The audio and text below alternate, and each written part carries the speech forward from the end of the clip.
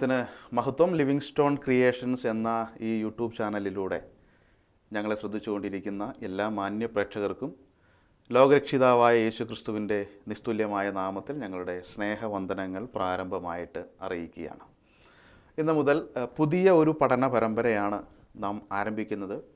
വേഗത്തിൽ സംഭവിപ്പാനുള്ളവ എന്ന ശീർഷകത്തിൽ നിന്നുകൊണ്ട് 6 വ്യത്യസ്ത വിഷയങ്ങൾ, വിശുദ്ധ ബൈബിളിനെ അടിസ്ഥാനമാക്കി വിശുദ്ധ ബൈബിളിലെ 6 വ്യത്യസ്ത വിഷയങ്ങൾ, പ്രാവചനിക വിഷയങ്ങളാണ് നമ്മൾ പഠിക്കുവാനായിട്ട് പോകുന്നത്. ഈ പഠനം വളരെ ആത്മാർത്ഥമായിട്ട് ഞാൻ പ്രാർത്ഥിക്കുന്നു. ഈ പഠനം കേൾവിക്കാരായിരിക്കുന്ന നമ്മുടെ എല്ലാവരുടെയും ആത്മീക ജീവിതത്തിന് ഏറെ പ്രത്യാശ പകരുന്നതായി തീരട്ടെ. തന്മുഖാന്തരം ഈ ഭൂമിയിൽ നമ്മുടെ ചുരുങ്ങിയ കാലഘട്ടം വളരെ കരുതലോടെ, വളരെ ജാഗ്രതയോടുകൂടെ സൂക്ഷിക്കുവാൻ അത് ഇടയായി തീരട്ടെ എന്നും ഞാൻ പ്രാർത്ഥിക്കുന്നു. ഞാൻ ഓർപ്പിച്ചതുപോലെ വേഗത്തിൽ സംഭവിപ്പാനുള്ളവ എന്ന ഒരു ശീർഷകത്തിൽ നിന്നുകൊണ്ടാണ് നമ്മൾ ഈ പഠനം മുന്നോട്ട് കൊണ്ടുപോകുന്നത്. 6 വ്യത്യസ്ത വിഷയങ്ങൾ ഈ ശീർഷകത്തിൻ്റെ കീഴിൽ, ഈ പഠനത്തിൻ്റെ കീഴിൽ, പഠന പരമ്പരയുടെ കീഴിൽ നമ്മൾ ഉദ്ദേശിക്കുന്നു എന്ന് പറയുമ്പോൾ, ഒന്നാമത്തേത് തിരുവെഴുത്തും പ്രവചനങ്ങളും എന്നുള്ളതാണ്. ഒന്നാമത്തെ വിഷയം എന്നുള്ളത് തിരുവെഴുത്തും പ്രവചനങ്ങളും. രണ്ടാമതായിട്ട് ഇസ്രായേലും ജാതികളും എന്ന വിഷയമാണ് നമ്മൾ പഠനവിധേയമാക്കാനായിട്ട് ആഗ്രഹിക്കുന്നത്. മൂന്നാമത് ഇസ്രായേലും സഭയും എന്ന വിഷയം നമ്മൾ പഠനവിധേയമാക്കുന്നു. നാലാമതായിട്ട് ഇസ്രായേലിൻ്റെ പ്രത്യാശ എന്ന വിഷയം. അഞ്ചാമത് ദൈവസഭയുടെ പ്രത്യാശ. ആറാമത് മനുഷ്യവർഗത്തിൻ്റെ ഭാവി. ഇങ്ങനെ വേഗത്തിൽ സംഭവിപ്പാനുള്ളവ എന്ന ശീർഷകത്തിൽ നിന്നുകൊണ്ട് 6 വ്യത്യസ്ത വിഷയങ്ങൾ, തിരുവെഴുത്തും പ്രവചനങ്ങളും, ഇസ്രായേലും ജാതികളും, ഇസ്രായേലും സഭയും, ഇസ്രായേലിൻ്റെ പ്രത്യാശ, ദൈവസഭയുടെ പ്രത്യാശ, മനുഷ്യവർഗത്തിൻ്റെ ഭാവി. ഇങ്ങനെ 6 വ്യത്യസ്ത വിഷയങ്ങളാണ് നമ്മൾ പഠന വിധേയമാക്കുന്നത്. ഈ പഠനം ഉറപ്പിച്ചതുപോലെ അനുഗ്രഹകാരണമായി തീരട്ടെ എന്ന് ഞാൻ ആശംസിക്കുന്നു, പ്രാർത്ഥിക്കുന്നു. ഇതിൽ പ്രാഥമികമായിട്ട് തിരുവെഴുത്തും പ്രവചനങ്ങളും എന്ന വിഷയമാണ് നമ്മൾ പഠിക്കാനായിട്ട് പോകുന്നത്. തിരുവെഴുത്തും പ്രവചനങ്ങളും ഇതൊരു ആമുഖ ക്ലാസ്സാണ്, ആമുഖ പഠനമാണ്. ഈ പഠനത്തിൽ തിരുവെഴുത്തിലെ പ്രവചനങ്ങളെ സംബന്ധിച്ച് ഒരു സാമാന്യമായിരിക്കുന്ന ധാരണ നിങ്ങൾക്ക് നൽകുവാനാണ് ഞാൻ ആഗ്രഹിക്കുന്നത്. പ്രവചനങ്ങളെ സംബന്ധിച്ചും അതുപോലെ പ്രവചനങ്ങളുടെ വ്യാഖ്യാനത്തെ സംബന്ധിച്ചും ചില സാമാന്യമായിരിക്കുന്ന ധാരണ എൻ്റെ കേൾവിക്കാർക്ക് ഉണ്ടായിരിക്കേണ്ടത് വളരെ ആവശ്യമാണെങ്കിൽ മാത്രമാണ് ഈ പഠനം മുന്നോട്ട് പോകുമ്പോൾ ദൈവം ആഗ്രഹിക്കുന്ന രീതിയിൽ, ദൈവത്തിൻ്റെ പരിശുദ്ധാത്മാവ് ആഗ്രഹിക്കുന്ന രീതിയിൽ നമുക്കത് മനസ്സിലാക്കുവാനായിട്ട്, തിരിച്ചറിയുവാനായിട്ട് സാധിക്കുകയുള്ളൂ. പ്രാരംഭമായിട്ട് ഞാൻ വായിക്കുവാൻ ആഗ്രഹിക്കുന്നൊരു വേദഭാഗം എന്ന് പറയുന്നത് 2 പത്രോസ് 1-ാം അധ്യായം അതിൻ്റെ 20-21 വാക്യങ്ങളാണ്. 2 പത്രോസ് 1-ാം അധ്യായം അതിൻ്റെ 20-21 വാക്യങ്ങൾ. ഞാൻ ആ വാക്യം ഒന്ന് വായിച്ചു കേൾപ്പിക്കാം. തിരുവെഴുത്തിലെ പ്രവചനം ഒന്നും സ്വയമായ വ്യാഖ്യാനത്താൽ ഉളവാകുന്നതല്ല എന്ന് ആദ്യം തന്നെ അറിഞ്ഞുകൊള്ളണം. പ്രവചനം ഒരിക്കലും മനുഷ്യൻ്റെ ഇഷ്ടത്താൽ വന്നതല്ല, ദൈവകൽപ്പനയാൽ മനുഷ്യർ പരിശുദ്ധാത്മ നിയോഗം പ്രാപിച്ചിട്ട് സംസാരിച്ചതത്രയും. പത്രോസിൻ്റെ 2-ാമത്തെ ലേഖനം 1-ാം അധ്യായം അതിൻ്റെ 20-21 വാക്യങ്ങളാണ് നമ്മൾ വായിച്ചത്. ഈ വാക്യം, പ്രാഥമികമായിട്ട് വായിച്ച ഈ വാക്യം ഒരു സൂക്ഷ്മമായ അപഗ്രഥനത്തിന് നാം വിധേയമാക്കി കഴിഞ്ഞാൽ, ഒരു പ്രവചന പഠിതാവ് ആദ്യം തന്നെ അറിഞ്ഞിരിക്കേണ്ട ഒരു സത്യം എന്താണെന്ന് വളരെ വ്യക്തമായിട്ട് പത്രോസ് അപ്പോസ്തലൻ ഇവിടെ രേഖപ്പെടുത്തിയിട്ടുണ്ട്. ഒരു പ്രവചന പഠിതാവ് ആദ്യം തന്നെ അറിഞ്ഞിരിക്കേണ്ട ഒരു സത്യം, അത് ഇങ്ങനെയാണ് നമ്മൾ വായിക്കുന്നത്: തിരുവെഴുത്തിലെ പ്രവചനം ഒന്നും സ്വയമായ വ്യാഖ്യാനത്താൽ ഉളവാകുന്നതല്ല എന്ന് ആദ്യം തന്നെ അറിഞ്ഞുകൊള്ളണം. ആദ്യമായിട്ട് ഒരു പ്രവചന പഠിതാവ് ആദ്യമായിട്ട് അറിയേണ്ട കാര്യം, തിരുവെഴുത്തിലെ പ്രവചനങ്ങൾ ഒന്നും സ്വയമായ വ്യാഖ്യാനത്താൽ ഉളവാകുന്നതല്ല. അപ്പോൾ ഈ പ്രവചനങ്ങളുടെ ഉത്ഭവത്തെ സംബന്ധിച്ചാണ് നമ്മൾ ചില കാര്യങ്ങൾ ഇവിടെ മനസ്സിലാക്കുവാൻ ആവശ്യമായിട്ടുള്ളത്. തിരുവെഴുത്തിലെ പ്രവചനം ഒന്നും സ്വയമായ വ്യാഖ്യാനത്താൽ അല്ല ഉളവാകുന്നതെന്ന് പറയുമ്പോൾ എങ്ങനെയാണ് പ്രവചനം ഉളവാകുന്നത്, എങ്ങനെയല്ല എന്നുള്ളത് നമ്മൾ ഈ വാക്യത്തിൽ നിന്ന് തന്നെ മനസ്സിലാക്കുവാനായിട്ട് നമുക്ക് സാധിക്കും. അതൊന്ന് മനസ്സിലാക്കുവാനായിട്ട് ശ്രമിക്കാം. പ്രാരംഭമായിട്ട് ഇവിടെ എങ്ങനെയാണ് തിരുവെഴുത്തിലെ പ്രവചനങ്ങൾ ഉളവാകുന്നത് എന്ന് ചോദിക്കുമ്പോൾ, എങ്ങനെയല്ല എന്ന് ആദ്യം നമുക്കൊന്ന് ചിന്തിക്കാം. ഒന്ന്, നമ്മൾ ചിന്തിച്ചു, ഇവിടെ നമ്മൾ വായിക്കുന്നുണ്ട്, ഇത് സ്വയമായ വ്യാഖ്യാനത്താൽ ഉളവാകുന്നതല്ല. തിരുവെഴുത്തിലെ പ്രവചനം ഒന്നും സ്വയമായ വ്യാഖ്യാനത്താൽ ഉളവാകുന്നതല്ല. 2, അതിൻ്റെ 21-ാമത്തെ വാക്യം ശ്രദ്ധിച്ചാൽ, പ്രവചനം ഒരിക്കലും മനുഷ്യൻ്റെ ഇഷ്ടത്താൽ വന്നതല്ല എന്ന് നമ്മൾ വായിക്കുന്നു. അപ്പോൾ എങ്ങനെയല്ല തിരുവെഴുത്തിലെ പ്രവചനങ്ങളുടെ ഉത്ഭവം, അതെങ്ങനെയല്ല അത് ഉളവാകുന്നത് എങ്ങനെയല്ല എന്ന് കൃത്യമായിട്ട് നമുക്കിവിടെ കാണാനായിട്ട് സാധിക്കും. ഇതൊന്നും സ്വയമായ വ്യാഖ്യാനത്താൽ ഉളവാകുന്നതല്ല എന്നും അതുപോലെ തന്നെ മനുഷ്യൻ്റെ ഇഷ്ടത്താൽ വന്നതല്ല എന്നും രേഖപ്പെടുത്തിയിരിക്കുകയാണ്. എന്നിട്ട് പറയുന്നു, ദൈവത്തിൻ്റെ കൽപ്പനയാൽ മനുഷ്യർ പരിശുദ്ധാത്മനിയോഗം പ്രാപിച്ചിട്ട് സംസാരിച്ചതത്രേ. ദൈവത്തിൻ്റെ കൽപ്പനയാൽ, നമ്മൾ ഇംഗ്ലീഷിൽ വായിച്ചാൽ ഹോളിമൻ, ദൈവത്തിൻ്റെ വിശുദ്ധ മനുഷ്യർ പരിശുദ്ധാത്മ നിയോഗം പ്രാപിച്ചിട്ട് സംസാരിച്ചതത്രേ. അപ്പോൾ മനുഷ്യരാണ് പ്രവചനം പ്രസ്താവിച്ചത്, മനുഷ്യരിലൂടെയാണ് പ്രവചനം പ്രസ്താവിക്കപ്പെട്ടത്. പക്ഷേ അതൊരിക്കലും അവരുടെ സ്വയമായ വ്യാഖ്യാനത്തിൽ നിന്നോ അല്ലെങ്കിൽ അവരുടെ ഇഷ്ടത്താലോ വന്നതല്ല. വളരെ വ്യക്തമാണ്. മനുഷ്യരാണ് പ്രവചനം പ്രസ്താവിച്ചത്, മനുഷ്യരിലൂടെയാണ് പ്രവചനം പ്രസ്താവിക്കപ്പെട്ടത്. പക്ഷെ അതൊരിക്കലും അവർ സ്വയമായി വ്യാഖ്യാനിച്ചതോ അല്ലെങ്കിൽ അവരുടെ ഇഷ്ടത്താലോ വന്നതല്ല. അങ്ങനെയല്ല എന്ന് പറഞ്ഞിട്ട് എങ്ങനെയാണ് എന്ന് പറയുകയാണ്. ദൈവകൽപ്പനയാൽ വിശുദ്ധ മനുഷ്യർ പരിശുദ്ധാത്മ നിയോഗം പ്രാപിച്ചിട്ട് സംസാരിച്ചതത്രേ. ദൈവകൽപ്പനയാൽ വിശുദ്ധ മനുഷ്യർ പരിശുദ്ധാത്മ നിയോഗം പ്രാപിച്ചിട്ട് സംസാരിച്ചതത്രേ. അപ്പോൾ ഒരൊറ്റ പ്രസ്താവനയിൽ നമുക്കതിങ്ങനെ പറയാനായിട്ട് സാധിക്കും. ദൈവത്തിൻ്റെ കൽപ്പനയാലും പരിശുദ്ധാത്മാവിൻ്റെ നിയോഗത്താലും വിശുദ്ധ മനുഷ്യർ സംസാരിച്ചതാണ് തിരുവെഴുത്തിലെ പ്രവചനങ്ങൾ. ദൈവത്തിൻ്റെ കൽപ്പനയാലും പരിശുദ്ധാത്മ നിയോഗത്താലും ദൈവത്തിൻ്റെ വിശുദ്ധ മനുഷ്യർ സംസാരിച്ചതാണ് പ്രവചനങ്ങൾ. അങ്ങനെയാണ് പ്രവചനം ഉളവാകുന്നത്. അത് മനുഷ്യരാണ് പ്രസ്താവിച്ചത്, മനുഷ്യരിലൂടെയാണ് പ്രസ്താവിക്കപ്പെട്ടത്. പക്ഷേ അതിൻ്റെ ഉടമസ്ഥത എന്ന് പറയുന്നത് ദൈവത്തിനാണ്, വിശുദ്ധ മനുഷ്യരാണ് സംസാരിച്ചത്. ഒരു ഉദാഹരണം ഞാൻ നിങ്ങളുടെ ശ്രദ്ധയിലേക്ക് കൊണ്ടുവരാം. ഇരമ്യാ പ്രവചനം 1-ാം അധ്യായം അതിൻ്റെ 5-ാമത്തെ വാക്യം ഞാനൊന്ന് വായിച്ചു കേൾപ്പിക്കാം. ഈ ഇരമ്യാ പ്രവചനം 1-ാം അധ്യായം അതിൻ്റെ 5-ാമത്തെ വാക്യം. ഇരമ്യാ പ്രവാചകനെ ശുശ്രൂഷയ്ക്കായിട്ട് ദൈവം വിളിക്കുന്ന സമയത്ത് ഇരമ്യാവിനോട് പറയുന്ന വാക്കുകളാണ്: നിന്നെ ഉദരത്തിൽ ഉരുവാക്കിയതിന് മുൻപേ ഞാൻ നിന്നെ അറിഞ്ഞു, നീ ഗർഭപാത്രത്തിൽ നിന്ന് പുറത്തു വന്നതിന് മുൻപേ ഞാൻ നിന്നെ വിശുദ്ധീകരിച്ചു, ജാതികൾക്ക് പ്രവാചകനായി നിയമിച്ചിരിക്കുന്നു. അപ്പോൾ ഞാൻ നിന്നെ അറിഞ്ഞു, നീ ഗർഭപാത്രത്തിൽ നിന്ന് പുറത്തു വന്നതിന് മുൻപേ ഞാൻ നിന്നെ വിശുദ്ധീകരിച്ചു, ജാതികൾക്ക് പ്രവാചകനായിട്ട് നിയമിച്ചിരിക്കുന്നു. അപ്പം ഞാൻ നിന്നെ വിശുദ്ധീകരിച്ചു, ആ വാക്ക് പ്രത്യേകം ശ്രദ്ധിക്കുവാൻ ആവശ്യമുണ്ട്. ഇംഗ്ലീഷിൽ വായിച്ചാൽ I formed you, I knew you, I sanctified you, I ordain you, ഞാൻ നിന്നെ നിയമിച്ചിരിക്കുന്നു. പിന്നീട് അതിൻ്റെ 9-ാം വാക്യത്തിലേക്ക് വരുമ്പോൾ, പിന്നെ യഹോവ കൈനീട്ടി എൻ്റെ വായെ തൊട്ടു, ഞാൻ എൻ്റെ വചനങ്ങളെ നിൻ്റെ വായിൽ തന്നിരിക്കുന്നു. അപ്പോൾ ഇരമ്യാവിനെ അറിഞ്ഞു, നിയമിച്ചു, വിശുദ്ധീകരിച്ചിട്ട് 9-ാം വാക്യത്തിലേക്ക് വരുമ്പോൾ പറയുകയാണ്, ഞാൻ എൻ്റെ വചനങ്ങളെ നിൻ്റെ വായിൽ തന്നിരിക്കുന്നു. I have put my words in your mouth. നിൻ്റെ വായിൽ എൻ്റെ വചനത്തെ നിൻ്റെ വായിൽ തന്നിരിക്കുന്നു. അതുകൊണ്ടാണ് പുതിയ നിയമത്തിൽ നാം ഇങ്ങനെ വായിക്കുന്നത്. പുതിയ നിയമം ഇങ്ങനെ ഒരു പ്രഖ്യാപനം നടത്തുന്നുണ്ട്. തിമോഥെയോസിൻ്റെ 2-ാമത്തെ ലേഖനം 3-ാം അധ്യായം അതിൻ്റെ 16-ാമത്തെ വാക്യം, എല്ലാ തിരുവെഴുത്തും ദൈവശ്വാസീയം. All scripture is given by the inspiration of God. എല്ലാ തിരുവെഴുത്തും ദൈവശ്വാസീയം. അങ്ങനെയാണ് പുതിയ നിയമം പ്രഖ്യാപിക്കുന്നത്. ഈ ദൈവശ്വാസീയം എന്ന് പറയുമ്പോൾ given by inspiration of God, ദൈവശ്വാസീയം എന്ന് പറയുമ്പോൾ അതിന് ഗ്രീക്കിൽ ഉപയോഗിച്ചിരിക്കുന്ന പദം തിയോപ്ന്യൂസ്റ്റോസ് എന്നാണ്. തിയോപ്ന്യൂസ്റ്റോസ് എന്ന് പറഞ്ഞാൽ, തിയോസ് എന്ന് പറഞ്ഞാൽ ദൈവം, നിയോ എന്ന് പറഞ്ഞാൽ ഊതുക അല്ലെങ്കിൽ ഉച്ഛ്വസിക്കുക എന്നാണ് ആ വാക്കിൻ്റെ അർത്ഥം. അപ്പോൾ നാം ശ്വസിക്കുകയും ഉച്ഛ്വസിക്കുകയും ചെയ്യുന്നത് പോലെ ദൈവം തൻ്റെ വചനം വിശുദ്ധ മനുഷ്യരിലേക്ക് ഊതി അവരത് ഉച്ഛ്വസിച്ചു. നാം ശ്വസിക്കാറുണ്ട്, ഉച്ഛ്വസിക്കാറുണ്ട്. അതുപോലെ നാം ചെയ്യുന്നത് പോലെ ദൈവം തൻ്റെ വചനത്തെ വിശുദ്ധ മനുഷ്യരിലേക്ക്, ദൈവത്താൽ തിരഞ്ഞെടുക്കപ്പെട്ട, ദൈവത്താൽ നിയമിക്കപ്പെട്ട, ദൈവത്താൽ വേർതിരിക്കപ്പെട്ട വിശുദ്ധ മനുഷ്യരിലേക്ക് ദൈവം അത് ഊതി അവർ അത് ഉച്ഛ്വസിച്ചു. അപ്പോൾ ഭാഷ മനുഷ്യരുടേതാണ്, ശൈലി മനുഷ്യരുടേതാണ്, വചനത്തിൻ്റെ ഉടമസ്ഥത ദൈവത്തിന് മാത്രമാണ്. ബൈബിൾ പ്രവചനങ്ങൾക്ക് തെറ്റുപറ്റാത്തതിൻ്റെ ഏക കാരണമെന്ന് പറയുന്നത് അതിൻ്റെ ഉടമസ്ഥത എന്നുള്ളത് സാക്ഷാൽ സൃഷ്ടാവായിരിക്കുന്ന ദൈവത്തിനാണ് എന്നുള്ളത് കൊണ്ടാണ്.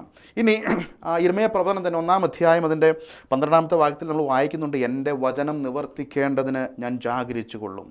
അപ്പോൾ ഞാൻ എൻ്റെ വചനങ്ങളെ നിൻ്റെ അധരത്തിൽ തന്നു, നിൻ്റെ വായിൽ തന്നു, നീ അത് പ്രസ്താവിക്കുക. എന്നിട്ട് പറയുകയാണ്, I am watching over my word to perform it. എൻ്റെ വചനം നിവർത്തിക്കേണ്ടതിന് ഞാൻ ജാഗരിച്ചു കൊള്ളും. പ്രിയപ്പെട്ടവർ, തിരുവഴുത്തിലെ പ്രവചനങ്ങളൊന്നും മനുഷ്യൻ്റെ ഇഷ്ടത്താൽ വന്നതല്ല, മനുഷ്യൻ്റെ ഇഷ്ടത്താൽ വന്നതല്ല, അവർ സ്വയമായി വ്യാഖ്യാനിച്ചതല്ല.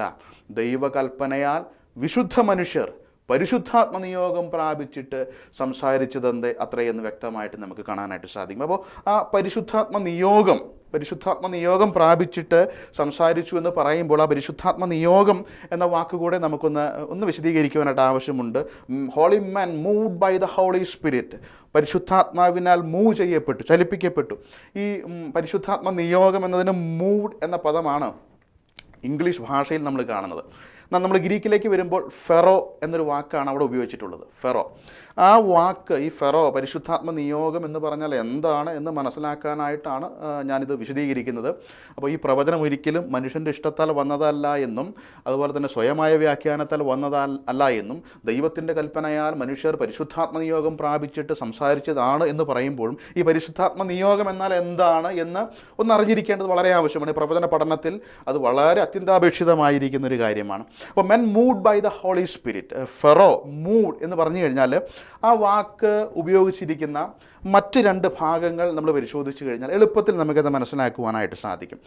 അപ്പോസ്തല പ്രവൃത്തികൾ 27-ാം അധ്യായം പൗലോസിനെ റോമിലേക്ക് തടവുകാരനായി കൊണ്ടുപോകുന്ന സമയത്ത് ഒരു കപ്പൽ ഛേദമുണ്ടായതായിട്ട് അപ്പോസ്തല പ്രവൃത്തികൾ 27-ാം അധ്യായത്തിൽ രേഖപ്പെടുത്തിയിട്ടുണ്ട്. അതിൻ്റെ 15-ാമത്തെ വാക്യം നമ്മൾ വായിച്ചാൽ, അപ്പോസ്തല പ്രവൃത്തികൾ 27-ാം അധ്യായം അതിൻ്റെ 15-ാമത്തെ വാക്യം വായിച്ചാൽ, കപ്പൽ കാറ്റിൻ്റെ നേരെ നിൽക്കുവാൻ കഴിയാതെ വണ്ണം കുടുങ്ങുകയാൽ ഞങ്ങൾ കൈവിട്ട് അങ്ങനെ പാറിപ്പോയി എന്നാണ് പറയുന്നത്. കപ്പൽ ഛേദത്തിൽ അകപ്പെട്ടതായിരിക്കുന്ന സന്ദർഭത്തെക്കുറിച്ച് ലൂക്കോസ് രേഖപ്പെടുത്തുമ്പോൾ ഇങ്ങനെയാണ് പറയുന്നത്: കപ്പൽ കാറ്റിൻ്റെ നേരെ നിൽക്കുവാൻ കഴിയാതെ വണ്ണം കുടുങ്ങുകയാൽ ഞങ്ങൾ കൈവിട്ട് അങ്ങനെ പാറിപ്പോയി. Ferro moved. ഇനി അതേ അധ്യായം തന്നെ അതിൻ്റെ 17-ാമത്തെ വാക്യം നമ്മൾ ശ്രദ്ധിച്ചു കഴിഞ്ഞാൽ അവിടെയും വീണ്ടും നമുക്ക് ആ വാക്ക് ഉപയോഗിച്ചിരിക്കുന്നത് കാണുവാനായിട്ട് സാധിക്കും. അത് വലിച്ചു കയറ്റിയിട്ട് അവർ കപ്പൽ ചുറ്റിക്കെട്ടിയും മറ്റും ഉറപ്പുവരുത്തി, പിന്നെ മണൽ തിട്ടമേൽ അകപ്പെടും എന്ന് പേടിച്ച് പായ ഇറക്കി അങ്ങനെ പാറിപ്പോയി. അവിടെയും ആ ഫെറോ എന്ന വാക്ക്, മൂവ്ഡ് എന്ന വാക്ക് നമുക്ക് കാണാനായിട്ട് സാധിക്കും. അപ്പോൾ എന്താണ് അതിൻ്റെ ആശയം? പരിശുദ്ധാത്മ നിയോഗം എന്ന് പറഞ്ഞാൽ അതിൻ്റെ ആശയം എന്താണ്? ഈ രണ്ട് വാക്യങ്ങളും നമ്മൾ ചേർത്ത് പഠിക്കുമ്പോൾ, ആ വാക്കിൻ്റെ ഉപയോഗം നമ്മൾ മനസ്സിലാക്കുമ്പോൾ, കപ്പൽ യാത്രികരെല്ലാവരും വ്യക്തിപരമായി പ്രവർത്തന നിരതരാണ്. അവർ സുബോധത്തോടെ ആയിരുന്നു. പക്ഷേ കപ്പലിൻ്റെ സമ്പൂർണ്ണ നിയന്ത്രണം എന്ന് പറയുന്നത് കാറ്റിനായിരുന്നു. അപ്പോൾ കപ്പൽ യാത്രികൾ എല്ലാവരും വ്യക്തിപരമായിട്ട് പ്രവർത്തന നിരതരാണ്, അവർ സുബോധത്തോടെയാണ്. പക്ഷെ കപ്പലിൻ്റെ സമ്പൂർണ്ണ നിയന്ത്രണം കാറ്റിനായിരുന്നു. തങ്ങളുടെ ഇഷ്ടപ്രകാരം കപ്പലിനെ അപ്പോൾ നിയന്ത്രിക്കുവാനായിട്ട് അവർക്ക് സാധ്യമായിരുന്നില്ല. അപ്പോൾ തിരുവഴുത്തിലെ പ്രവചനങ്ങൾ പ്രസ്താവിക്കപ്പെടുമ്പോഴും തിരുവഴുത്ത് രേഖയാക്കപ്പെടുമ്പോഴും സംഭവിച്ചത് എന്താണ് എന്ന് വളരെ വ്യക്തമാണ്. ഇതിൻ്റെ എഴുത്തുകാർ, ഈ പ്രവചനങ്ങൾ പ്രസ്താവിച്ചവർ സുബോധത്തോടു കൂടെയായിരുന്നു, അവർ പ്രവർത്തന നിരതരായിരുന്നു. പക്ഷേ ആ പ്രവചനത്തിൻ്റെ, ആ പ്രസ്താവനയുടെ, എഴുത്തിൻ്റെ എല്ലാം സമ്പൂർണ്ണ നിയന്ത്രണം ആത്യന്തികമായിട്ട് ദൈവമായി. തങ്ങളുടെ ഇഷ്ടപ്രകാരം എന്തെങ്കിലും അതിനോട് ചേർക്കുവാനോ അതിൽ നീക്കുവാനോ അസാധ്യമായിരുന്നു. All scripture is given by the inspiration of God. എല്ലാ തിരുവെഴുത്തും ദൈവശ്വാസീയമാണ് എന്ന് പറയുമ്പോൾ അങ്ങനെയാണ് നാം അത് മനസ്സിലാക്കുന്നത്. അപ്പോൾ ഈ പ്രവചനത്തിൻ്റെ ഉത്ഭവത്തെക്കുറിച്ചാണ് നമ്മൾ ഇത്രയും നേരം പറഞ്ഞത്. എങ്ങനെയാണ് പ്രവചനങ്ങൾ ഉളവായത്, പ്രവചനങ്ങൾ ഉത്ഭവിച്ചത്? മനുഷ്യൻ്റെ ഇഷ്ടത്താൽ വന്നതല്ല, സ്വയമായ വ്യാഖ്യാനത്താൽ വന്നതല്ല, ദൈവത്തിൻ്റെ കൽപ്പനയാൽ വിശുദ്ധ മനുഷ്യർ പരിശുദ്ധാത്മ നിയോഗം പ്രാപിച്ചിട്ട് സംസാരിച്ചതത്രേ. അപ്പോൾ ഭാഷ മനുഷ്യരുടേതാണ്, ശൈലി മനുഷ്യരുടേതാണ്, എന്നാൽ ഇതിൻ്റെ ഉടമസ്ഥത എന്ന് പറയുന്നത് ദൈവത്തിനാണ്. ദൈവത്തിൻ്റെ കൽപ്പനയാൽ, പരിശുദ്ധാത്മാവിൻ്റെ നിയോഗത്താൽ വിശുദ്ധ മനുഷ്യരാണ് ഇത് സംസാരിച്ചത്. ഇതാണ് ബൈബിൾ പ്രവചനങ്ങളുടെ ഉത്ഭവത്തെക്കുറിച്ച് നാം പ്രാഥമികമായി അറിഞ്ഞിരിക്കേണ്ട ഒരു കാര്യം. ഇനി മറ്റൊന്ന്, ഈ ബൈബിൾ പരിചയപ്പെടുത്തുന്ന ഈ പരിശുദ്ധനായ ദൈവം പ്രവചനങ്ങളോടുള്ള ബന്ധത്തിൽ ഉയർത്തുന്ന വലിയ ഒരു വെല്ലുവിളിയുണ്ട്. അത് പ്രത്യേകം ശ്രദ്ധിക്കുവാൻ ആവശ്യമുള്ളതാണ്. ബൈബിൾ പരിചയപ്പെടുത്തുന്ന, ബൈബിൾ പ്രഖ്യാപിക്കുന്ന, ബൈബിൾ വെളിപ്പെടുത്തുന്ന പരിശുദ്ധനായ ദൈവം ഈ പ്രവചനങ്ങളോടുള്ള ബന്ധത്തിൽ മാനവജാതിക്ക് മുൻപിൽ, അല്ലെങ്കിൽ സകല ലോകരാജ്യങ്ങളുടെയും മുന്നിൽ, മനുഷ്യവർഗത്തിൻ്റെ മുന്നിൽ ഈ ദൈവം ഉയർത്തുന്ന വലിയ ഒരു വെല്ലുവിളിയുണ്ട്. അത് നമ്മൾ വായിക്കുന്നത് യെശയ്യാ പ്രവചനം 41-ാം അധ്യായം അതിൻ്റെ 23-ാമത്തെ വാക്യത്തിലാണ്. യെശയ്യാ പ്രവചനം 41-ാം അധ്യായം അതിൻ്റെ 23-ാമത്തെ വാക്യം. ആ വാക്യം ഞാനൊന്ന് വായിച്ച് കേൾപ്പിക്കാം. വളരെ ആവേശം നൽകുന്ന ഒരു പ്രസ്താവനയാണ് ദൈവത്തിൻ്റെ. അതിങ്ങനെയാണ്: നിങ്ങൾ ദേവന്മാർ എന്ന് ഞങ്ങൾ അറിയേണ്ടതിന് മേലാൽ വരുവാനുള്ളത് പ്രസ്താവിക്കുന്നു. ഒരു വലിയ വെല്ലുവിളി സ്വർഗത്തിലെ ദൈവം സകല ജാതിയുടെ മുന്നിൽ ഉയർത്തുകയാണ്. നിങ്ങൾ ദേവന്മാരെന്ന് ഞങ്ങൾ അറിയേണ്ടതിന് മേലാൽ വരുവാനുള്ളത് പ്രസ്താവിക്കുക. സകല ലോകരാജ്യങ്ങളുടെയും മുന്നിൽ ദൈവം ഉയർത്തുന്ന വലിയൊരു വെല്ലുവിളിയാണ് മേലാൽ വരുവാനുള്ളത് പ്രസ്താവിക്കുക. ഈ ദൈവം, അപ്പോൾ ഈ മേലാൽ വരുവാനുള്ളത് പ്രസ്താവിക്കുക പ്രവചനങ്ങളോടുള്ള ബന്ധത്തിൽ ദൈവം ഉയർത്തുന്ന വലിയൊരു വെല്ലുവിളിയാണ്. അപ്പോൾ ഈ ഒരു പ്രഖ്യാപനം, ഈ ഒരു വെല്ലുവിളി ഉയർത്തുന്ന ദൈവം തുടർന്ന് പ്രസ്താവിക്കുന്നൊരു കാര്യമുണ്ട്. 46-ാം അധ്യായം, യെശയ്യാ പ്രവചനം 46-ാം അധ്യായത്തിൻ്റെ 9-10 വാക്യങ്ങൾ കൂടെ ഞാനൊന്ന് വായിച്ച് കേൾപ്പിക്കാം. പണ്ടുള്ള പൂർവ്വകാര്യങ്ങളെ ഓർത്തുകൊള്ളുവിൻ, ഞാനല്ലാതെ വേറൊരു ദൈവമില്ല, ഞാൻ തന്നെ ദൈവം, എന്നെപ്പോലെ ഒരുത്തനുമില്ല, എന്നെപ്പോലെ ഒരുത്തനുമില്ല. എന്നിട്ട് അതായത് പണ്ടുള്ള പൂർവ്വകാര്യങ്ങളെ ഓർത്തുകൊള്ളുവിൻ, ഞാനല്ലാതെ വേറൊരു ദൈവമില്ല, ഞാൻ തന്നെ ദൈവം, എന്നെപ്പോലെ വേറൊരുത്തനുമില്ല എന്ന് പറഞ്ഞിട്ട് അതിൻ്റെ കാരണം കൂടെ പറയുന്നുണ്ട്. ആരംഭത്തിൽ തന്നെ അവസാനവും പൂർവ്വകാലത്ത് തന്നെ മേലാൽ സംഭവിപ്പാനുള്ളതും ഞാൻ പ്രസ്താവിക്കുന്നു. വാക്കുകൾ ശ്രദ്ധിക്കുക. ആരംഭത്തിൽ തന്നെ അവസാനവും പൂർവ്വകാലത്ത് തന്നെ മേലാൽ സംഭവിക്കാനുള്ളതും പ്രസ്താവിക്കുന്നു. എൻ്റെ ആലോചന നിവൃത്തിയാകും, ഞാൻ എൻ്റെ താല്പര്യമൊക്കെയും അനുഷ്ഠിക്കും എന്ന് ഞാൻ പറയുന്നു. അപ്പോൾ ഞാനല്ലാതെ വേറൊരു ദൈവമില്ല, ഞാൻ തന്നെ ദൈവം, എന്നെപ്പോലെ ഒരുത്തനുമില്ല എന്ന് സ്വർഗത്തിൽ അധിവസിക്കുന്ന ദൈവം പ്രഖ്യാപിക്കുമ്പോൾ അതിൻ്റെ കാരണം ആരംഭത്തിൽ തന്നെ അവസാനം അറിയാവുന്നൊരു ദൈവം, പൂർവ്വകാലത്ത് തന്നെ മേലാൽ സംഭവിക്കുവാനുള്ളത് പ്രസ്താവിക്കുന്ന ദൈവം, എൻ്റെ ആലോചന നിവൃത്തിയാകുമെന്ന് പ്രഖ്യാപിക്കുന്ന ദൈവം, എൻ്റെ താല്പര്യമൊക്കെയും അനുഷ്ഠിക്കുമെന്ന് പറയുന്ന ദൈവത്തെയോ ശ്രേഷ്ഠമായ ഒരു അനുഭവമാണ് ഈ പ്രവചനങ്ങളോടുള്ള ബന്ധത്തിൽ. ഈ പ്രവചനങ്ങളോടുള്ള ബന്ധത്തിൽ ദൈവം ഉയർത്തുന്ന വെല്ലുവിളി എത്ര ശ്രേഷ്ഠതയേറിയതാണ് എന്ന് നാം മനസ്സിലാക്കുവാൻ ആവശ്യമായിട്ടുണ്ട്.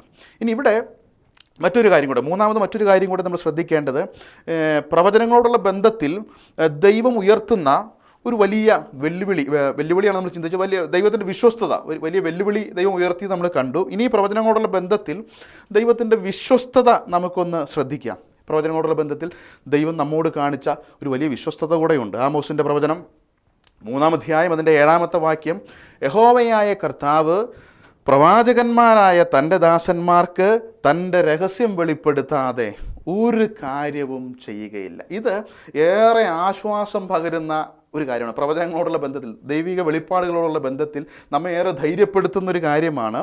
ഇവിടെ ആമോസ് പ്രവാചകൻ ഇങ്ങനെ പറയുകയാണ്: യഹോവയായ കർത്താവ് പ്രവാചകന്മാരായ തൻ്റെ ദാസന്മാർക്ക് തൻ്റെ രഹസ്യം വെളിപ്പെടുത്താതെ ഒരു കാര്യവും ചെയ്യുകയില്ല. അപ്പോൾ ദൈവം തൻ്റെ പദ്ധതികളെക്കുറിച്ച് പ്രവാചകന്മാരായ തൻ്റെ ദാസന്മാർക്ക് വെളിപ്പെടുത്തി കൊടുത്തതിന് ശേഷമാണ് അത് നടപ്പിൽ വരുത്തുന്നത്, അത് നടപ്പിലാക്കുന്നത്, ദൈവം ആ പ്രവൃത്തി ചെയ്യുന്നത്. പ്രവചനങ്ങളോടുള്ള ബന്ധത്തിൽ ദൈവത്തിൻ്റെ വിശ്വസ്തതയാണ് നാം അവിടെ കാണുന്നത്. തൻ്റെ പ്രവാചകന്മാരായ തൻ്റെ ദാസന്മാർക്ക് തൻ്റെ രഹസ്യം വെളിപ്പെടുത്തി കൊടുത്തിട്ടാണ് ദൈവം അത് ചെയ്യുന്നത്. ഞാൻ ഒരു ഉദാഹരണം പറഞ്ഞാൽ, ബൈബിളിൽ ഏറ്റവും ആദ്യം പ്രവാചകൻ എന്ന് വിളിക്കപ്പെട്ട വ്യക്തി എന്ന് പറയുന്നത് അബ്രഹാമാണ്. ബൈബിളിൽ ഏറ്റവും ആദ്യം പ്രവാചകൻ എന്ന് വിളിക്കപ്പെട്ട വ്യക്തി അബ്രഹാമാണ്. അത് നമ്മൾ വായിക്കുന്നത് ഉൽപ്പത്തി പുസ്തകം 20-ാം അധ്യായത്തിൻ്റെ 7-ാമത്തെ വാക്യത്തിലാണ്. ഉൽപ്പത്തി 20-7 ദൈവം ഗെരാർ രാജാവായ അബീമേലെക്കിനോട് പറയുന്നൊരു വാക്കുണ്ട്: അവനൊരു പ്രവാചകനാകുന്നു. അബ്രഹാമിനെ കുറിച്ച് പറയുകയാണ്, അവനൊരു പ്രവാചകനാകുന്നു. ഇനി ആ പ്രവാചകൻ എന്ന് ദൈവം വിളിച്ചതായിരിക്കുന്ന അബ്രഹാമിനെ കുറിച്ച് പറയുകയാണ് ഉൽപ്പത്തി 18-17. അപ്പോൾ യഹോവ അരുളി ചെയ്തത്: ഞാൻ ചെയ്യുവാനിരിക്കുന്നത് അബ്രഹാമിനോട് മറച്ചു വയ്ക്കുമോ? ആമോസിൻ്റെ പ്രവചനത്തിൽ നാം വായിച്ചു, യഹോവയായ കർത്താവ് പ്രവാചകന്മാരായ തൻ്റെ ദാസന്മാർക്ക് തൻ്റെ രഹസ്യം വെളിപ്പെടുത്താതെ ഒരു കാര്യവും ചെയ്യുകയില്ല എന്ന് പറയുമ്പോൾ അതിന് നല്ലൊരു ഉദാഹരണമാണ് സോദോം ഗോമോറയുടെ മേൽ വരുവാൻ പോകുന്ന ന്യായവിധി. ആ ന്യായവിധി ദൈവം തീരുമാനിച്ച സമയത്ത് ഗന്ധകവും അഗ്നിയും വർഷിപ്പിച്ച് ആ നഗരങ്ങളെ ഉന്മൂലനം ചെയ്യുന്നതിന് മുൻപ് അങ്ങനെ ഒരു പദ്ധതി ദൈവം മനസ്സിൽ കണ്ടപ്പോൾ ദൈവം പറയുകയാണ്, ഞാൻ ചെയ്യുവാനിരിക്കുന്നത് അബ്രാഹാമിനോട് മറച്ചു വെക്കുമോ? അപ്പോൾ പ്രവാചകന്മാരായ തൻ്റെ ദാസന്മാർക്ക് ദൈവം വെളിപ്പെടുത്തി കൊടുത്തതിന് ശേഷമാണ്, തൻ്റെ രഹസ്യം വെളിപ്പെടുത്തിയതിന് ശേഷമാണ് ദൈവം അത് ചെയ്യുന്നത്. ദൈവം തൻ്റെ ദാസന്മാർക്ക് വെളിപ്പെടുത്തി കൊടുക്കുകയാണ്. അപ്പോകാലിപ്സിസ്, വെളിപ്പാട് എന്ന് പറഞ്ഞാൽ നമുക്കറിയാം അതിന് ഉപയോഗിച്ചിരിക്കുന്ന പദം അപ്പോകാലിപ്സിസ് എന്ന് പറഞ്ഞാൽ മറ നീക്കി കാണിക്കുക, അൺവെയിലിംഗ് എന്നാണ്. മറ്റ് നിലകളിൽ നമുക്ക് മനസ്സിലാക്കുവാൻ സാധിക്കാത്ത സംഗതികളെ ദൈവം ദിവ്യമായി വെളിപ്പെടുത്തി തരുന്നതാണ് വെളിപ്പാടെന്ന് പറയുന്നത്. മറ്റു നിലകളിൽ നമുക്ക് മനസ്സിലാക്കുവാൻ സാധിക്കാത്ത സംഗതികളെ ദൈവം ദിവ്യമായിട്ട് വെളിപ്പെടുത്തി തരികയാണ്. 1 കൊരിന്ത്യർ 2-ാം അധ്യായം അതിൻ്റെ 9-10 വാക്യങ്ങൾ നമ്മൾ വായിച്ചാൽ 1 കൊരിന്ത്യർ 2-ന്റെ 9-10 ദൈവം തന്നെ സ്നേഹിക്കുന്നവർക്ക് ഒരുക്കിയിട്ടുള്ളത് കണ്ണ് കണ്ടിട്ടില്ല, ചെവി കേട്ടിട്ടില്ല, ഒരു മനുഷ്യൻ്റെയും ഹൃദയത്തിൽ തോന്നിയിട്ടുമില്ല, നമുക്കോ ദൈവം തൻ്റെ ആത്മാവിനാൽ, അവിടെ ശ്രദ്ധിക്കേണ്ട വാക്കാണ് പരിശുദ്ധാത്മ നിയോഗം, നമുക്കോ ദൈവം തൻ്റെ ആത്മാവിനാൽ വെളിപ്പെടുത്തിയിരിക്കുന്നു. അപ്പോൾ ദൈവം തന്നെ സ്നേഹിക്കുന്നവർക്ക് ഒരുക്കിയിട്ടുള്ളത് കണ്ണ് കണ്ടിട്ടില്ല, ചെവി കേട്ടിട്ടില്ല, ഒരു മനുഷ്യൻ്റെയും ഹൃദയത്തിൽ തോന്നിയിട്ടുമില്ല, നമുക്കോ ദൈവം തൻ്റെ ആത്മാവിനാൽ വെളിപ്പെടുത്തിയിരിക്കുന്നു. അപ്പോൾ ഭാവി കാല സംഭവങ്ങളുടെ മറ മുഴുവൻ അനാവരണം ചെയ്ത്, അൺവെയിൽ ചെയ്ത് ദൈവം കാണിക്കുന്ന പുസ്തകമാണ് വെളിപ്പാട് പുസ്തകം. ഭാവികാല സംഭവങ്ങളെക്കുറിച്ച്, മനുഷ്യവർഗത്തിൻ്റെ ഭാവി എന്താണ്, ദൈവസഭയുടെ ഭാവി എന്താണ്, പാപികളായിരിക്കുന്നവരുടെ ഭാവി എന്താണ്, ദൈവത്തിൻ്റെ ഭരണം എങ്ങനെയാണ് ഭൂമിയിൽ സ്ഥാപിതമാകുവാൻ പോകുന്നത്, ഭാവിയിൽ വെളിപ്പെടുവാൻ പോകുന്ന ഏകലോകാധിപതിയെക്കുറിച്ചുള്ള വിവരണങ്ങൾ, ഇതെല്ലാം അപ്പോൾ ഭാവികാല സംഭവങ്ങളുടെ മറ മുഴുവൻ അനാവരണം ചെയ്ത് കാണിക്കുന്ന പുസ്തകമാണ് വെളിപ്പാട് പുസ്തകം. ഇനിയും ഒരു പ്രവചനം ആവശ്യമില്ലാത്ത നിലയിൽ, ഇനി ഒരു പുതിയ വെളിപ്പാട് ആവശ്യമില്ലാത്ത നിലയിൽ ഭാവികാല സംഭവങ്ങളെ മുഴുവൻ ദൈവം വെളിപ്പാട് പുസ്തകത്തിലൂടെ അനാവരണം ചെയ്ത് നൽകുകയാണ്. വെളിപ്പാട് പുസ്തകം 1-ാം അധ്യായം 1-ാമത്തെ വാക്യം ഇങ്ങനെയാണ്: യേശുക്രിസ്തുവിൻ്റെ വെളിപ്പാട് വേഗത്തിൽ സംഭവിപ്പാനുള്ളത് തൻ്റെ ദാസന്മാരെ കാണിക്കേണ്ടതിന് ദൈവം അത് അവന് കൊടുത്തു. അവനത് തൻ്റെ ദൂതൻ മുഖാന്തരം അയച്ച് തൻ്റെ ദാസനായ യോഹന്നാന് പ്രദർശിപ്പിച്ചു. അപ്പോൾ ദൈവം, യഹോവയായ കർത്താവ് പ്രവാചകന്മാരായ തൻ്റെ ദാസന്മാർക്ക് തൻ്റെ രഹസ്യം വെളിപ്പെടുത്താതെ ഒരു കാര്യവും ചെയ്യുകയില്ല എന്ന് പറയുമ്പോൾ അതിന് ധാരാളം ഉദാഹരണങ്ങൾ ഈ നിലയിൽ ദൈവം തിരുവെഴുത്തിൽ വെളിപ്പെടുത്തിയിട്ടുള്ളത് നമുക്ക് മനസ്സിലാക്കുവാനായിട്ട് സാധിക്കും. എൻ്റെ പ്രിയപ്പെട്ടവരെ, ഇത് മനുഷ്യവർഗത്തോടുള്ള ദൈവത്തിൻ്റെ വിശ്വസ്തതയാണ്. ഒരു കാര്യം, ഒരു പ്രവൃത്തി ദൈവം ചെയ്യുന്നതിന് മുൻപ് അത് ദൈവം പ്രവാചകന്മാരായ തൻ്റെ ദാസന്മാർക്ക് വെളിപ്പെടുത്തി കൊടുക്കുകയാണ്. ഞാൻ ഓർപ്പിച്ചല്ലോ, ഭാവികാല സംഭവങ്ങളെ മുഴുവൻ അനാവരണം ചെയ്ത് ദൈവം കാണിക്കുന്ന പുസ്തകമാണ് വെളിപ്പാട് പുസ്തകം. ഇനിയൊരു പ്രവചനം ആവശ്യമില്ലാത്ത നിലയിൽ, ഇനിയൊരു പുതിയ വെളിപ്പാട് ആവശ്യമില്ലാത്ത നിലയിൽ ഭാവികാല സംഭവങ്ങളെ മുഴുവൻ അവിടെ അനാവരണം ചെയ്യുകയാണ്. അപ്പോൾ നമ്മൾ ചിന്തിച്ചതായിരിക്കുന്ന വിഷയങ്ങൾ ഒന്ന് റീവൈൻഡ് ചെയ്യുന്നത് നന്നായിരിക്കും എന്ന് ഞാൻ ചിന്തിക്കുകയാണ്. ആദ്യം ബൈബിൾ പ്രവചനങ്ങളുടെ ഉത്ഭവത്തെക്കുറിച്ച് നമ്മൾ ചിന്തിച്ചു. ബൈബിൾ പ്രവചനങ്ങളുടെ ഉത്ഭവം, എങ്ങനെയാണ് ബൈബിൾ പ്രവചനങ്ങൾ ഉത്ഭവിച്ചത്? അത് വിശുദ്ധ മനുഷ്യർ ദൈവത്തിൻ്റെ കൽപ്പനയാൽ പരിശുദ്ധാത്മ നിയോഗം പ്രാപിച്ചിട്ട് സംസാരിച്ചതാണ്. അതൊരിക്കലും മനുഷ്യൻ്റെ ഇഷ്ടത്താൽ വന്നതല്ല, അതൊരിക്കലും സ്വയമായ വ്യാഖ്യാനത്താൽ ഉളവായതല്ല. ദൈവത്തിൻ്റെ കൽപ്പനയാൽ വിശുദ്ധ മനുഷ്യർ പരിശുദ്ധാത്മ നിയോഗം പ്രാപിച്ചിട്ട് സംസാരിച്ചതാണ്. അതുപോലെ തന്നെ പ്രവചനങ്ങളോടുള്ള ബന്ധത്തിൽ ദൈവം ഉയർത്തുന്ന വലിയ ഒരു വെല്ലുവിളി കൂടെ നാം കാണുന്നുണ്ട്.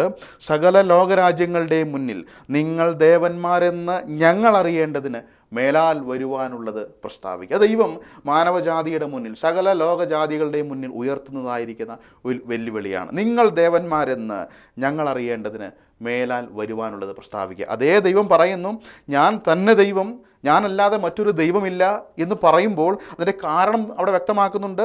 യെശയ്യാ പ്രവചനം 46-ാം അധ്യായത്തിൻ്റെ 9-10 വാക്യങ്ങളിൽ ആരംഭത്തിൽ തന്നെ അവസാനവും പൂർവ്വകാലത്ത് തന്നെ മേലാൽ സംഭവിക്കാനുള്ളതും ഞാൻ പ്രസ്താവിക്കുന്നു. അപ്പോൾ ഇങ്ങനെയൊരു ദൈവം, ഇങ്ങനെയൊരു ദൈവത്തിൻ്റെ പുസ്തകമാണ് വിശുദ്ധ ബൈബിൾ. ഇങ്ങനെയൊരു ദൈവമാണ് തിരുവെഴുത്തിലെ പ്രവചനങ്ങളുടെ ഉടമസ്ഥനായി നിൽക്കുന്നത്. അടുത്തത്, പ്രവചനങ്ങളോടുള്ള ബന്ധത്തിൽ ദൈവം കാണിച്ചതായിരിക്കുന്ന വിശ്വസ്തതയാണ് നമ്മൾ കണ്ടത്. യഹോവയായ കർത്താവ് പ്രവാചകന്മാരായ തൻ്റെ ദാസന്മാർക്ക് തൻ്റെ രഹസ്യം വെളിപ്പെടുത്താതെ ഒരു കാര്യവും ചെയ്യുകയില്ല. അങ്ങനെ ഭാവികാല സംഭവങ്ങളെ മുഴുവൻ ദൈവം മറനീക്കി കാണിക്കുന്ന പുസ്തകമാണ് വെളിപ്പാട് പുസ്തകം. അതുകൊണ്ട് വരുന്ന നാളുകളിൽ ഈ നിലയിൽ നമ്മുടെ പഠനം നാം മുന്നോട്ട് കൊണ്ടുപോകുമ്പോൾ ഈ കാര്യങ്ങൾ നിശ്ചയമായിട്ട് നാം ഓർത്തിരിക്കാൻ ആവശ്യമായിട്ടുണ്ട്. ഒന്ന്, പ്രവചനങ്ങളുടെ ഉത്ഭവം അത് ദൈവത്തിൽ നിന്നാണ്, പരിശുദ്ധാത്മ നിയോഗത്താലാണ് അത് വന്നത്, ഒരിക്കലും മനുഷ്യൻ്റെ ഇഷ്ടത്താൽ വന്നതല്ല. രണ്ടാമതായിട്ട് നാം ചിന്തിച്ചു, പ്രവചനങ്ങളോടുള്ള ബന്ധത്തിൽ ദൈവം ഉയർത്തുന്ന വലിയ ഒരു വെല്ലുവിളിയുണ്ട്. മറ്റ് ദേവന്മാരെന്ന് അവകാശപ്പെടുന്ന മറ്റാർക്കും സാധിക്കാത്തതായിരിക്കുന്ന ഒരു വിഷയമാണ് ദൈവം അവിടെ വെല്ലുവിളിയായിട്ട് ഉയർത്തുന്നത്. മൂന്നാമതായിട്ട്, ഇതേ പ്രവചനങ്ങളോടുള്ള ബന്ധത്തിൽ മനുഷ്യവർഗത്തോട് ദൈവം കാണിച്ച വിശ്വസ്തത. ദൈവം തൻ്റെ പദ്ധതി ഈ ഭൂമിയിൽ ചെയ്യുന്നതിന് മുമ്പ്, പൂർത്തീകരിക്കുന്നതിന് മുൻപ് പ്രവാചകന്മാരായ തൻ്റെ ദാസന്മാർക്ക് ദൈവം അത് വെളിപ്പെടുത്തി കൊടുക്കുന്നു. എത്ര ശ്രേഷ്ഠനായൊരു ദൈവത്തെയാണ് ഞാനും നിങ്ങളും സേവിക്കുന്നത്. പൂർവ്വകാലത്ത് തന്നെ മേലാൽ വരുവാനുള്ളത് പ്രസ്താവിക്കുന്ന ഒരു ദൈവം. ആ ദൈവത്തിൻ്റെ മക്കളായി തീരുവാൻ നമുക്ക് സാധിച്ചു. ആ ദൈവത്തിൻ്റെ വചനത്തിലൂടെ ഈ ലോകത്തിൻ്റെ ഭാവിയെക്കുറിച്ച് നമുക്ക് അറിയുവാനായിട്ട് സാധിച്ചു എന്നുള്ളത് മറ്റുള്ളവരിൽ നിന്നും നമ്മെ വ്യത്യസ്തരാക്കുന്ന ഒരു വിഷയമാണ്. വരും ദിവസങ്ങളിൽ ഇതിനെ സംബന്ധിച്ച് കൂടുതൽ വിഷയങ്ങൾ നമുക്ക് പഠിക്കാനായിട്ട് ശ്രമിക്കാം, മനസ്സിലാക്കാനായിട്ട് ശ്രമിക്കാം. സ്വർഗ്ഗത്തിലെ ദൈവം നമ്മെ ധാരാളമായിട്ട് അനുഗ്രഹിക്കട്ടെ എന്ന് പ്രാർത്ഥിച്ചുകൊണ്ട് ഞാൻ എൻ്റെ വാക്കുകൾ അവസാനിപ്പിക്കുന്നു. ദൈവനാമം വാഴ്ത്തപ്പെടട്ടെ.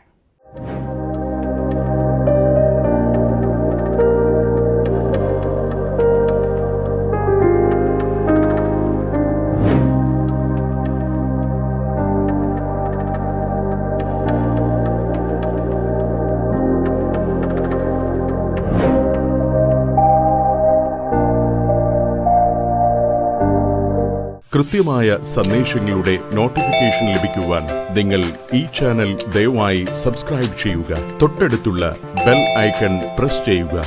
മറക്കാതെ കാണുക. ദൈവം നിങ്ങളെ അനുഗ്രഹിക്കട്ടെ.